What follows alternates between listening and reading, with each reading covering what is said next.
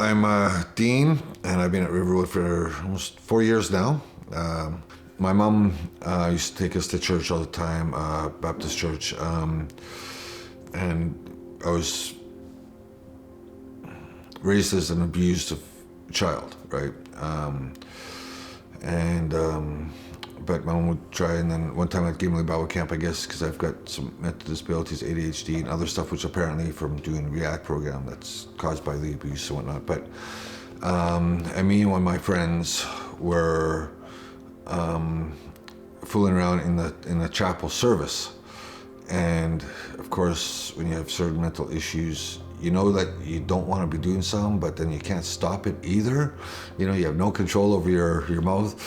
And so the chaplain got so upset with me, she yelled at me when she was giving her sermon to shut up. And I'm like, no, you shut up. Of course, naturally, she kicked us out. My counselor took me back to the cabin and talked to me. Then I said the prayer, and, but then it was like nothing happened. You know, I was just me still, but then later on in life, right, one of my many foster homes I was in, I was going to this church, which there was stuff going on 4 or 5 times a week. It helped. I was on the worship team there, playing guitar, doing Bible studies, prayer. So I made some improvements, and then it really hit me, and so I kind of renewed the prayer. It was better, but again, I've been struggling on and off all my life, made some bad decisions. I ended up in prison. I was in group home, I was in foster homes. I was just, and most of it, I guess I could blame myself for most of it. But then I decided, like when I was in prison, that's when I changed a lot and realized that, wait a minute, I felt like God was talking to me and telling me that, Satan's putting these thoughts in my head about me not being as worthy as other people, and but then why would he create me if I have no value, right? Then he would have just, it would have made me into a bird or something like that, So unfortunately, I guess prison was my rock bottom, and I know that's a common story, and I thought, okay, these criminals, they're just saying this, blah, blah, right? But then when I was actually in prison and experiencing it,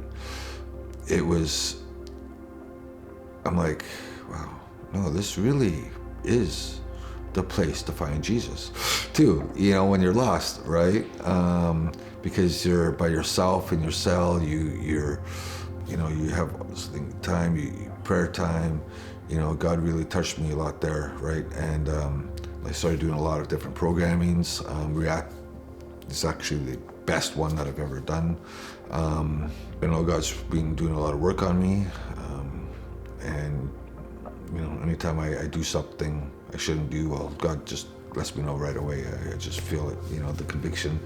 So baptism is just, just renewing my body, my mind, my spirit, giving them all, kind of, out with the old, and in with the new, and just, it's like a renewal of my faith. It's a public commitment to show that, hey, this is where I am now, not where I used to be, but this is right where Jesus needs me to be, and I just want to honor God, and by doing it now that I know the full extent meaning of it, right? And I feel like, now is the time. Well, Dean, just really want to affirm the step of faith that you've taken, and this moment that you stand in front of your community and your family and make this declaration. We stand with you. We celebrate you and your faith journey, and just and appreciate the way that you're stepping in to lead the way in this decision.